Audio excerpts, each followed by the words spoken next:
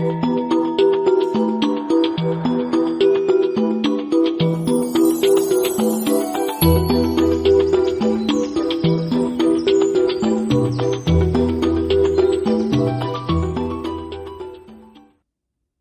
of the time, most of us exist in mindlessness, a state of semi-awareness governed by habit and inattention. Mindlessness causes us to suffer, probably more than we're even aware. The good news is that this ordinary mental condition is not inevitable. There is a cure for it, and it's called mindfulness, a skill that anyone can learn. Mindfulness allows us to become keen observers of ourselves and gradually transform the way our minds operate. With sustained practice, mindfulness can make us more attentive to our experience and less captive to the whims that drive our minds to and fro.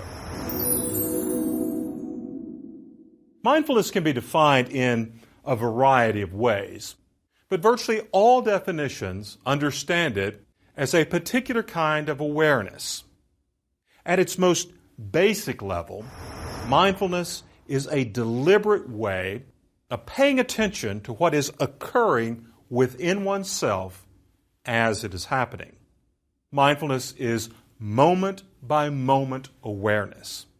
It is the process of attentively observing your experience as it unfolds. Mindfulness is more than just awareness, however. It is paying attention without judgment or evaluation. The process of mindfulness is devoid of the constant comparing and assessing that ordinarily occupies our mental functioning. When we're being mindful, we're simply being mentally alert without the overlay of our usual commentary and conceptualizing. Because we're not judging our experiences as right or wrong or good or bad, mindfulness is also characterized by a high degree of openness, receptivity, and inquisitiveness. With this open and attentive attitude, we're able to perceive ourselves more clearly, observing the dynamics and details that often escape our notice. Of course, defining and describing mindfulness is one thing, but knowing it by experience is another. To give you a taste of this experience, I now invite you to participate in a short exercise. There's nothing you need to do to prepare. Just close your eyes and follow my directions. Try to become a dispassionate observer of your own experience, noticing what is occurring to you in each moment as it passes by. Do nothing more than observe. Now direct your attention to the sound of my voice. Focus on the sensation of hearing. Concentrate your awareness on your experience of what you hear. Notice the various qualities of that sensation. Be aware of the tonal fluctuations that you perceive. Observe how the pitch of my voice rises and falls and rises again. Listen to the variations of volume as my voice gets quieter and then louder. Attend to the moments when my voice goes silent and when it begins again. Now, open your eyes and reflect on your responses. Were you able to be fully attentive to the sensation of hearing? If you were being mindful. If you were thinking about this experience or something else and got lost in your thoughts, you defaulted to mindlessness. If you started evaluating the character of my voice or this exercise, you slip back into mindlessness. If you thought people with Southern accents sound like bumpkins, you were being mindless. If you thought this experiment is a total waste of time, you were being mindless. If, however, you were aware that you were thinking people with Southern accents sound like bumpkins, and you were able to recognize that as merely a passing thought, you were being mindful. And if you continued on in thought, it's bad of me to judge people with Southern accents so negatively, you were being mindless again.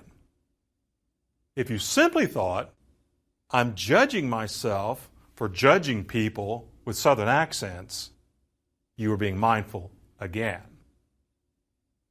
This exercise should provide you with a sense of what the experience of mindfulness is like. It is directing and maintaining non-judgmental attention to the experience of our bodies and minds in the present moment. It's not about removing thoughts from our minds, even judgmental thoughts. It's about knowing when we're thinking and recognizing thoughts as momentary events that float through our minds like clouds through the sky. Because mindfulness is based on the universal human faculty of awareness, we've all had experiences very close to mindfulness. Try to recall some time in your life when you felt especially attentive, perhaps so rapt that your usual internal dialogue was simply suspended as you became fully present to your experience. Perhaps the most outstanding instance of such an experience in my own recollection came at the birth of my daughter. I remember with great clarity the moment she was placed in my arms in the delivery room, and how, just a few minutes later, she opened her eyes for the first time, looking up at me as I held her.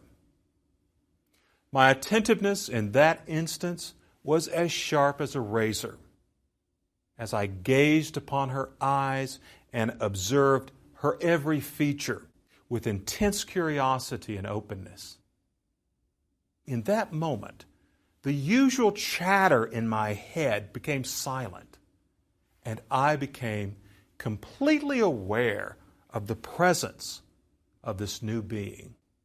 Of course, the chatter returned eventually, and the serenity of the moment soon yielded to the anxieties that come with being a parent. In that brief expanse of time, however, my entire being, it seemed, was wholly present to the experience. Experiences similar to this one are not uncommon in our everyday lives.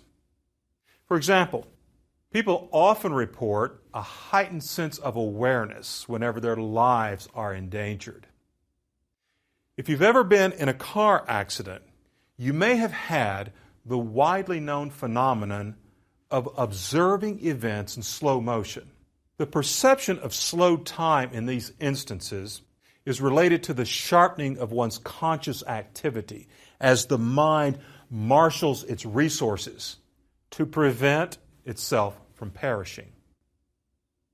If you've never had a life-threatening experience, imagine finding yourself trying to walk across a frozen lake when you suddenly discover yourself on thin ice. Think how attentive you'd become to every aspect of your experience as you try to negotiate your way back to safety. Or recall an instance when you received some bad news. You may be able to remember the experience with great vividness. People often talk in dramatic detail about where they were and what they were doing when they first heard of the assassination of President Kennedy or of 9/11. The lucid memories of these occasions are based on the same heightened awareness that characterizes mindfulness. What distinguishes these several examples from mindfulness is only the quality of intention. In each of the instances I mentioned, the onset of focused awareness was provoked by external circumstances. When we practice mindfulness, however, we're doing so deliberately. We're taking the same mental functioning found within these extraordinary experiences and purposefully developing and applying it to our ordinary lives.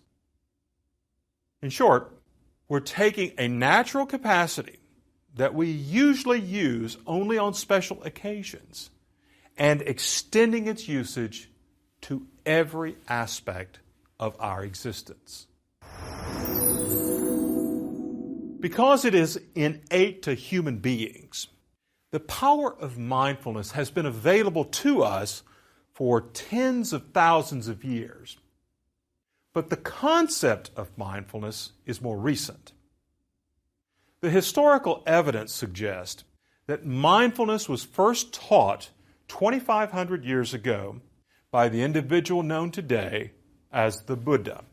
In his teachings, the Buddha spoke extensively of sati, a specialized form of heightened awareness that promoted the end of suffering and fostered happiness and well-being for all.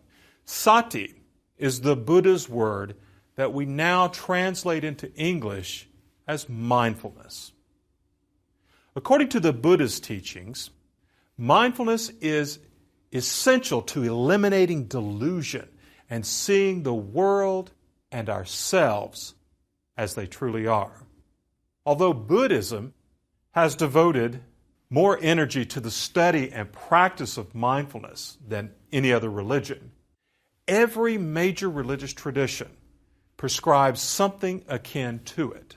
These practices are not always as prominent in other religions as they are in Buddhism, but they can be found, often within a religion's contemplative and esoteric dimensions. Yet mindfulness is not a discipline that is limited to religion. Forms of mindfulness practice can be found in many schools of secular philosophy in both the East and West. In recent years, mindfulness has also become an especially prominent concept in contemporary psychology and medicine, where it is frequently used in connection with stress reduction and wellness. As I enjoy telling my psychologist friends, it is gratifying to see that modern science is finally catching up with the Buddha. Because of the prominence of mindfulness in the Buddhist tradition, many of the resources for this course come from Buddhism. But our reliance on these resources should not obscure the fact that mindfulness disciplines are found in a wide array of religious, philosophical, and psychological traditions. And wherever it is appropriate, I will draw attention to these other schools and worldviews and use the resources they make available to us. Let me emphasize that nothing in this course presumes or requires Buddhist belief or religious belief of any sort. Mindfulness is a non-sectarian practice and has little to do with belief, although it has much to do with how we relate to our beliefs.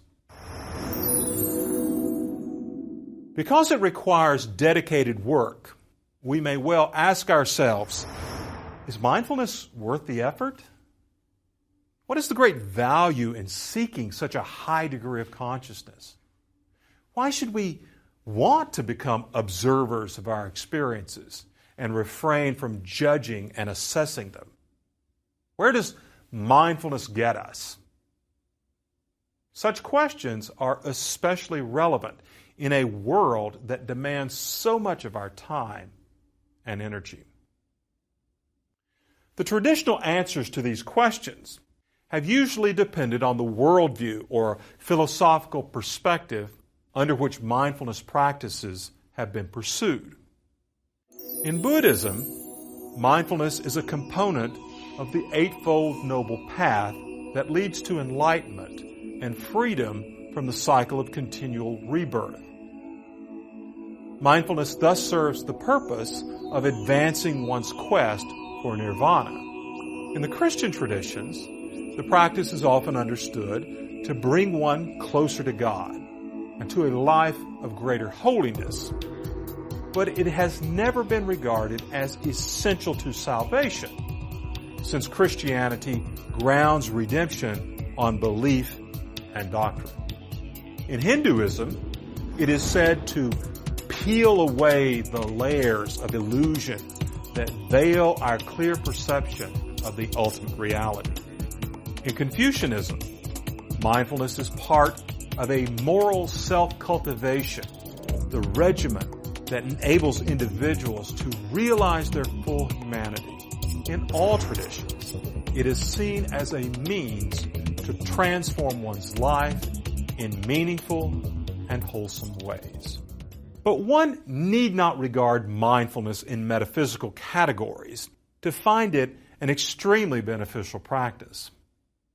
Without in any way discounting the religious and theological interpretations, it is possible to spell out the very pragmatic value of mindfulness for living a more vital and happier life. The list of benefits is extensive, and there's no way to mention all of them.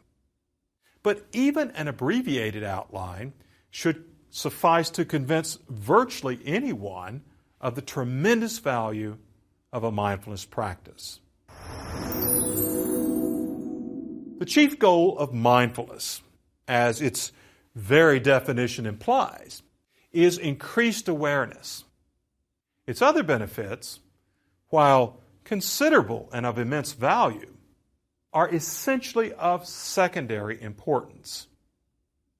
To put that in a different way, all else you might gain from a mindfulness practice depends upon strengthening your faculty of awareness.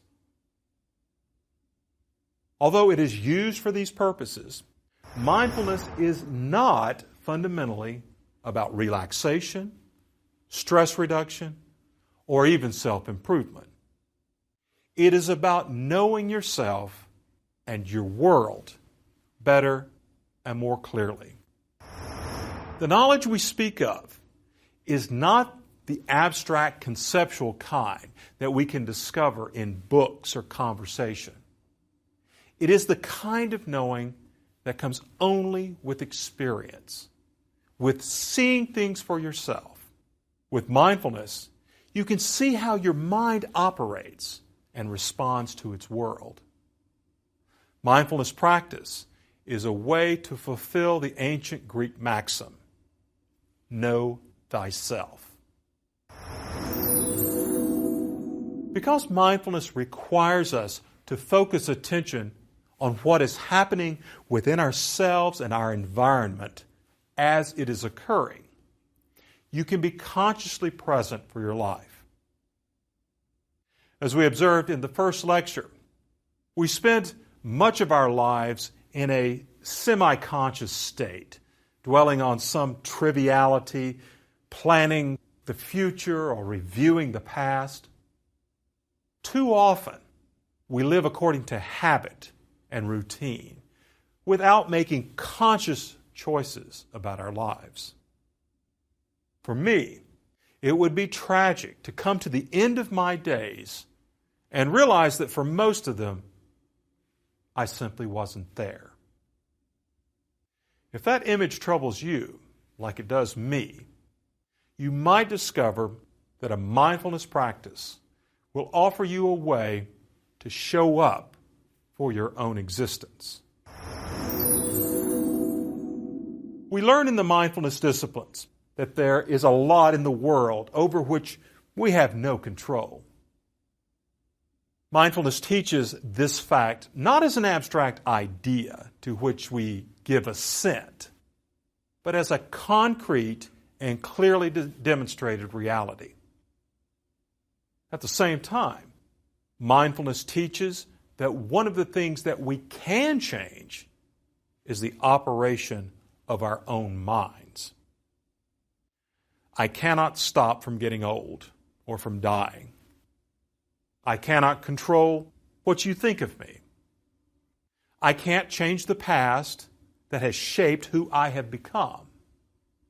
But I can choose how I will respond to getting old and to your opinion of me. I can decide how my past will influence the person I am now and will be in the future. Ordinarily, our responses to the elements of life that are out of our control are determined by our conditioning. They're not so much responses as they are knee-jerk reactions and reflexes. We tend to act out of habit, without much thought, unaware that we can be more deliberate about the way we allow events beyond our power to affect us. Practicing mindfulness can give us a mental spaciousness that offers us greater freedom to shape the kind of person we will become. Let me offer a personal example of what I mean by mental spaciousness. Some time ago, one of my former students asked me to conduct her wedding ceremony, which of course I was delighted to do. It was a beautiful summer day in the hills of East Tennessee. The wedding was to take place outdoors, overlooking a gorgeous panoramic view. It was late afternoon, as the sun was approaching the horizon. The bride and groom looked lovely, and I was feeling great, thinking I was looking pretty lovely myself. Everything was perfect. Just as I was beginning the recitation of the vows, a bee that had been buzzing around this idyllic setting landed on my cheek and proceeded to crawl up to the space between my eye and glasses. In that moment, my years of mindfulness practice paid some dividends. Resisting the impulse to freak out and disrupt this elegant occasion, I made myself the observer of my own experience. I didn't flinch. I didn't panic. As I continued with the service, I kept aware of this insect exploring the area surrounding my eye. I had the presence of mind to realize that if I made some sudden motion to shoo it away, I would likely get stung and upset the ceremony with some ugly form of dancing. I also knew that my greatest chance to survive this event with dignity would be to do nothing. And so I did. The little bee hung around until the bride and groom exchanged their vows, and then, to my great relief, flew off to enjoy the rest of its day. I acted just like a Buddha up to the moment of the bee's departure. If I had been a fully realized being, I wouldn't have reacted with such tremendous relief. A Buddha would have responded with equanimity to both a departure and a sting. But for a few brief shining moments, my mind was like that of a Buddha. This same mental spaciousness is of immense value in helping us manage the seemingly incessant colloquy of judgments and commentary that constitutes the mindless state. It allows us to recognize the patterns of thinking that are detrimental to the well-being of ourselves and others, and enables us to relinquish them and render them harmless. Likewise, Mindfulness helps us work with difficult emotional states, such as anger, greed, and fear, providing us with the resources to act on these states in ways that are beneficial rather than damaging. With dedicated practice, you can really learn to handle your anger effectively, to want less, and to be courageous. You can become more compassionate towards others and learn to be a true friend. Mindfulness is not only about the mind. It is an invaluable tool in helping us cope with our bodies. Medical science in the last quarter century has amassed an impressive collection of evidence that conclusively demonstrates that mindfulness practice has a salutary effect on health. Limitations of time prevent me from enumerating all of these studies, so I'll just mention a few. One study recently presented to the American Heart Association showed that patients who practiced mindfulness regularly reduced by half their risk of heart attacks, strokes, and death from all causes as compared with similar patients who were only given education about healthy living and diet. The same study concluded that practitioners of mindfulness significantly reduced their blood pressure and were able to remain free from disease longer than those who did not practice. Other research indicates that practicing mindfulness, along with physical exercise and better diet, can actually reverse certain deleterious heart conditions. Mindfulness practice has also been demonstrated to reduce fatigue, pain, and depression among persons with psoriasis, multiple sclerosis, and breast and other cancers.